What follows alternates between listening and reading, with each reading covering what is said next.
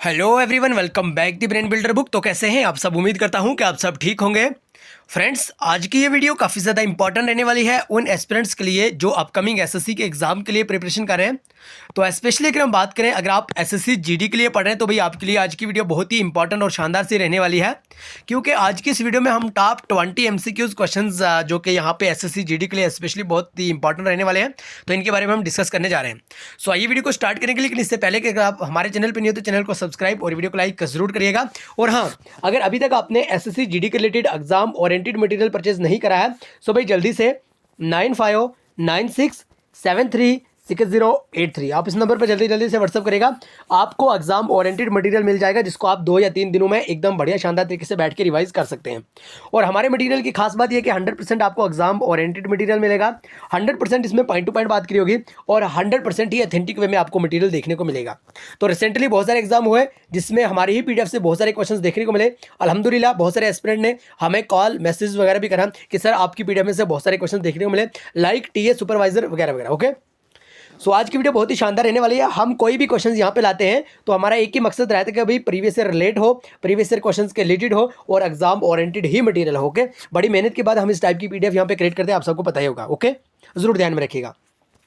सो आज का जो अपना इंपॉर्टेंट टॉपिक है वो है जीके के टॉप 20 एमसीक्यूज क्वेश्चंस पे। और आज का पहला question, which city is known as electronic city of India. So याद रखिएगा, यानी 8 महीने के अंदर, 8 मंथ के अंदर भाई 28,000 सब्सक्राइबर कंप्लीट करना कोई खाला जी का घर नहीं होता है। ओके, तो 28,000 सब्सक्राइबर वो भी एजुकेशनल चैनल पे कंप्लीट करना, उसका एक ही कारण होता है कि एकदम बढ़िया शानदार तरीके से 100% वाली जी जान लगा के बढ़िया वाला कंटेंट एस्पिरेंट को प्रोवाइड करना होता है। ओके, तो जो हमने करा और 28,000 सब्सक्राइबर कंप्लीट कर लिए। ओके, बहरहाल आपसे पूछा गया इलेक्ट्रॉनिक सिटी ऑफ इंडिया कौन सी है, मुंबई, बेंगलोर, हैदराबाद या कोलकाता। सो करेक्ट आंसर यहाँ पे हो जाएगा option B, that is Bangalore. याद रखिएगा, अगर हम बेंगलोर की बात करें तो यह इलेक्ट्रॉनिक सिटी ऑफ इंडिया माना जाता है। Okay, most important and expected question for SSC GD.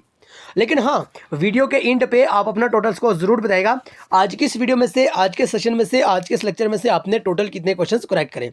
और अगर अभी तक आपने हमारे टेलीग्राम और व्हाट्सएप ग्रुप को ज्वाइन नहीं करा तो जरूर कमेंट बॉक्स में, और अगर हम बात करें डिस्क्रिप्शन में हमने टेलीग्राम चैनल और व्हाट्सएप ग्रुप की लिंक दे दिया, आप वहाँ से दोनों को ज्वाइन कर लीजिए for more update and daily के फ्री वाले क्विजेज के लिए। ओके, बहरहाल question number 2, who is considered as the father of the Indian cinema. Most important and repeated question for SSC GD.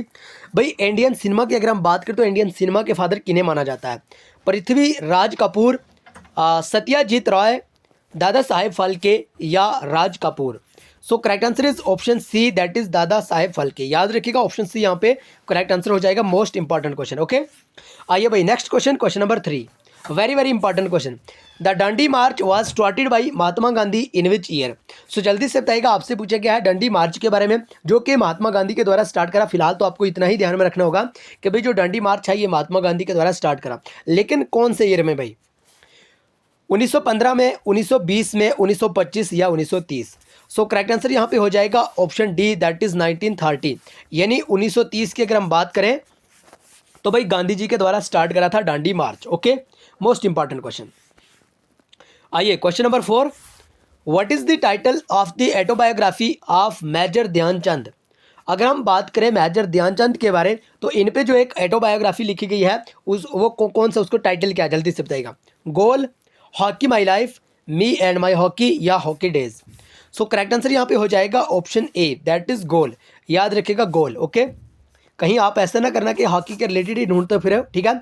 याद रखना गोल, यानी मेजर ध्यानचंद की अगर हम बात करें ये हॉकी से रिलेटेड है, और ये जो ट्रॉफी है ध्यानचंद ट्रॉफी ये भाई हॉकी के प्लेयर को ही दी जाती है। ओके, सो बहरहाल याद रखिएगा ऑटोबायोग्राफी गोल। Next question, question number 5, which city is known as the Manchester of South India. So जल्दी से बताइएगा भाई मैनचेस्टर ऑफ साउथ इंडिया कौन सी सिटी को कहा जाता है? बेंगलुरु, कोयम्बटूर, कन्याकुमारी या पुणे। सो करेक्ट आंसर यहाँ पे हो जाएगा option B, that is Coimbatore. याद रखिएगा ऑप्शन बी यहाँ पे करेक्ट आंसर हो जाएगा। और याद रखिएगा जितने भी हम यहाँ पे क्वेश्चंस लाते हैं, चाहे चैनल पे लाते हैं चाहे पीडीएफ में शामिल करते हैं, वो सारे के सारे क्वेश्चंस एग्जाम ओरिएंटेड ही रहते हैं। ओके, आइए भाई next question, question number 6, most important question. Petrology is the study of. So जल्दी से बताइएगा पेट्रोलॉजी किस स्टडी कौन सी स्टडी को करने को कहते हैं? लैंड, मिनरल, रॉक या साइल। सो करेक्ट आंसर यहाँ पे हो जाएगा option C, that is rock. अगर हम रॉक की बात करें, चट्टाने जिसको हम कहते हैं, ठीक है, अगर हम रॉक की बात करें तो रॉक की स्टडी करने को पेट्रोलॉजी कहा जाता है। ओके, उसके बाद बहुत सारे ऐसे होते हैं जैसे डर्मेटोलॉजी होता है, ठीक है, उस तरह से इकोलॉजी की बात करें और वगैरह वगैरह, ये सारा का सारा जो रहता है इसकी स्टडी यानी फलां की स्टडी करने को क्या कहते हैं, ये सारा का सारा आपको ध्यान में रखना होगा, जो कि ऑलरेडी हमारी पीडीएफ में शामिल है। बहरहाल question number 7, what is the rank of India in tobacco industry. So अगर हम टोबैको इंडस्ट्री की बात करें तो इंडिया का रैंक कितना है, फर्स्ट, सेकंड, थर्ड या फोर्थ। सो करेक्ट आंसर यहाँ पे हो जाएगा option B, that is second. तो पहले नंबर पे कौन सा है, जल्दी से कमेंट बॉक्स में आप बताइएगा। आज के लिए आपका पहला होमवर्क यही है। Okay, and question number 8, which leader is known as frontier Gandhi. और काफ़ी बार पूछा जाता है ये क्वेश्चन, हमने भी काफ़ी बार रिपीट करा, लेकिन मेन कारण यही है कि ये बहुत ही एग्जाम ओरिएंटेड क्वेश्चन माना जाता है।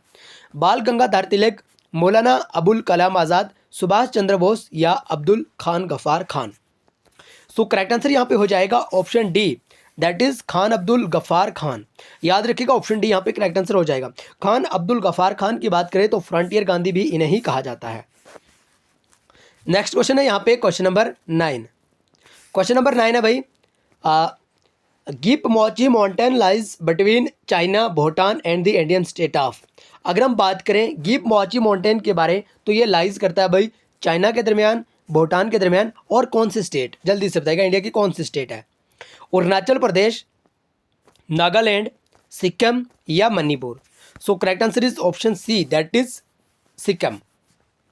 कुछ नहीं करना, इतना ध्यान में रखना है कि गिप मोची जो माउंटेन है वो चाइना, भूटान और सिक्किम के दरमियान में है, उस माउंटेन को गिप मोची माउंटेन कहा जाता है। ओके, तो हमने जो यहाँ पे सेशन स्टार्ट करा है, ये हमारा टारगेट है भाई, ये हमारा टारगेट एसएससी जीडी 2025 के नाम से है। तो ऑलरेडी हमने इसकी प्लेलिस्ट क्रिएट करी हुई है, आप जाके प्लेलिस्ट में 2x की स्पीड में सारे के सारे लेक्चर देखिए और इंशाल्लाह आपको वहाँ से काफ़ी ज़्यादा हेल्प देखने को मिलेगी। ओके, आइए भाई next question, question number 10, which country has recently send a nuclear reactor vessel for India's Kudankulam reactor 6। Russia, France, Africa या इंग्लैंड।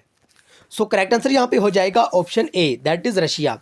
याद रखिएगा रशिया यानी ऑप्शन ए यहाँ पे करेक्ट आंसर हो जाएगा। ओके, और रशिया की बात करें तो यूएसएसआर भी इसे कहा जाता है। और अगर हम बात करें एरिया वाइज, अगर कोई कंट्री सबसे बड़ी है तो वो अपना रशिया ही है, याद रखिएगा। ओके, आइए भाई next question, question number 11, Taj Mahal is related to India in the same way as Statue of Liberty is related to. अगर हम ताजमहल की बात करें तो ये भाई इंडिया का एक जो माना जाता है, आप कुछ ही इसको कह लीजिए, जो एक इमारत मानी जाती है। सो जल्दी से आर्किटेक्चर माना जाता है। सो आप जल्दी से बताइएगा स्टैचू ऑफ लिबर्टी की अगर हम बात करें तो कौन सी कंट्री का ये एक आप यूँ कह लीजिए आर्किटेक्चर या कुछ भी कह लीजिए उसको, इंग्लैंड, अफ्रीका, फ्रांस या USA, that is United State of America. So जल्दी से देखिए, अगर आपको किसी भी क्वेश्चंस का करेक्ट आंसर आता हो आप जल्दी से कमेंट बॉक्स में लिखिएगा। अगर करेक्ट आंसर नहीं आता हो तब भी कोशिश करिएगा।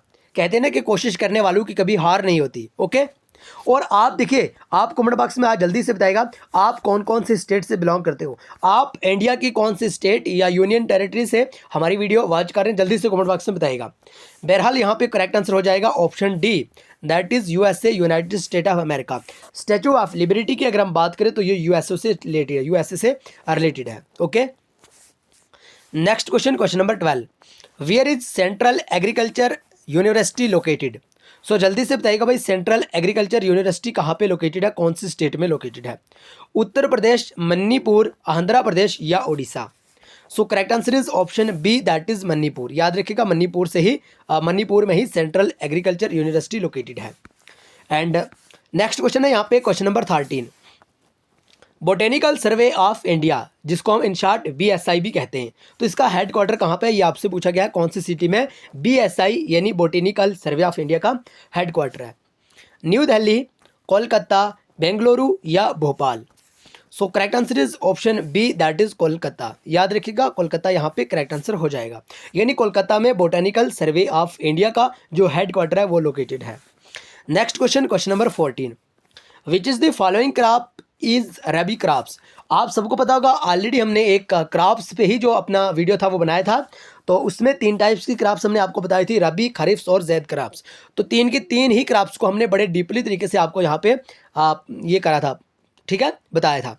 सो जल्दी से बताइएगा दिए गए ऑप्शंस के अकॉर्डिंग अगर हम बात करें तो रबी क्रॉप्स कौन सी है, मैज़, जवार, बार्ले या राइस। सो करेक्ट आंसर यहाँ पे हो जाएगा option C, that is barley, जिसको हम बाजरा भी कहा जाता है। ओके, तो ये रबी क्रॉप्स है। बाकी अगर हम बात करें राइस की, मैज़ की या जवार की, ये तीनों की तीनों खरीफ क्रॉप्स है। लेकिन मज़े की बात ये है कि क्वेश्चन यहाँ से भी बनता है भाई, जो है मैज़ यानी मक्की, ये सबसे ज़्यादा कर्नाटका में इसकी प्रोड्यूसिंग होती है, ठीक है, कर्नाटका में। चलो स्पेलिंग जैसी भी है लेकिन याद रखिएगा, कर्नाटका में मैज़ की सबसे ज़्यादा प्रोड्यूसिंग होती है। उसके बाद अगर हम बात करें कर्नाटका में कॉफ़ी, कर्नाटका में कॉफ़ी की भी प्रोड्यूसिंग होती है। अगर हम राइस की बात करें, ये काफ़ी बार पूछा जाता है और इसमें बड़ी कंट्रोवर्सी रहती है, लेकिन किन के दरमियान, अपने जो भोले वाले से एस्पिरेंट होते हैं उनके ही दरमियान रहती है, बाकी वहीं तक महदूद होती है, वहीं से ख़त्म भी हो जाती है।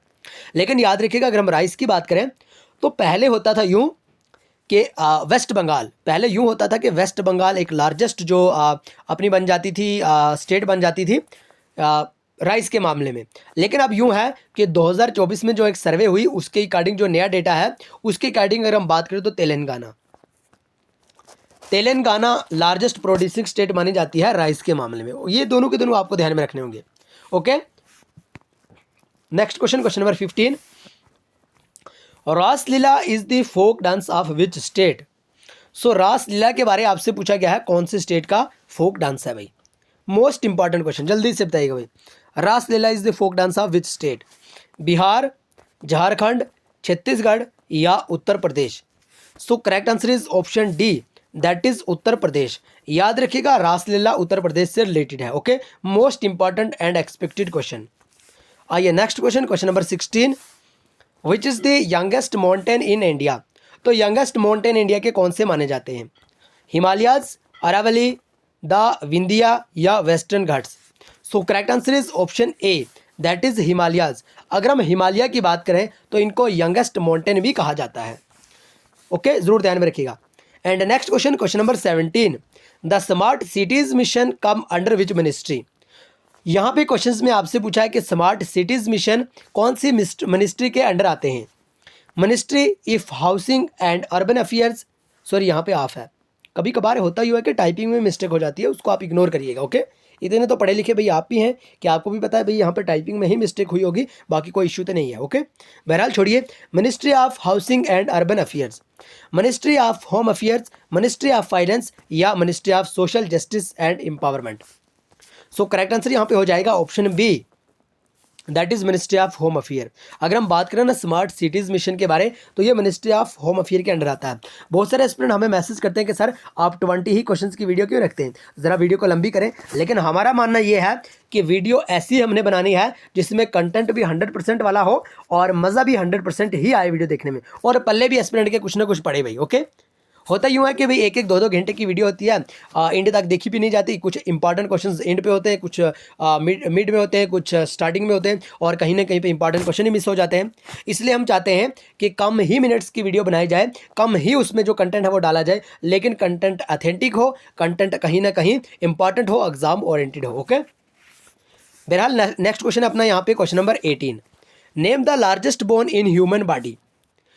इससे पिछली वाली वीडियो में हमने आपसे कहा था कि भाई जो स्मॉलेस्ट बोन है, ओके, जो ईयर में रहती है, लेकिन इस क्वेश्चन की अगर हम बात करें तो लार्जेस्ट बोन आपसे पूछा गया, जो कि आपके टीए के एग्जाम में भी पूछा गया था। टीए आर्मी का जो रिसेंटली एग्जाम हुआ था उसमें भी ये वाला क्वेश्चन पूछा गया था। बैकबोन, ओल्ना, फीमोर या tibia. So correct answer is option C, that is फीमोर।